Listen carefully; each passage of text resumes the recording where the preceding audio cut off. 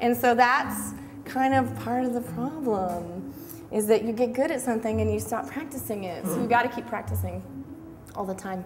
And this is also, I like to think of this as the spine of my personal creative practice. This is not it. I don't do this and I'm like, oh, okay, I'm done. I can go live my regular life. It's not like that at all. This is what I do, and how I approach a dance class is I want people to feel like they've really accomplished something and they've really gotten into their bodies. So this isn't like my concept-based classes are completely different. But in this particular situation, the goal is to get you moving in your bodies and stop thinking, because I think a lot of what we do too is we think about what we're gonna do and how we're gonna do it, and that always, it's the strongest resistance that we have is our brains getting in the way of our bodies moving. So again, create a simple practice and don't question whether it's too easy. Don't question whether it's doing anything, because it is.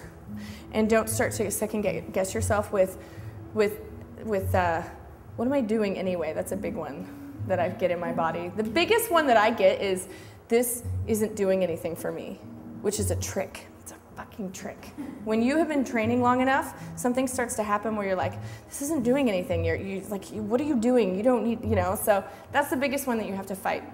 And again, the goal with this idea of training like a pro is the idea of showing up every single day. You show up for work every single day. You treat this like a job, and I don't mean you treat it like a job and that you get really irritated by it and you don't want to do your work because it's annoying, because it's your stupid job. I mean, you show up for work unless you have a horrible cold, really, really sick, you have the flu, a family member is really ill. That's when you don't go to work. But for some reason with dance, a lot of us don't do that. For us, it's like, I don't feel like it.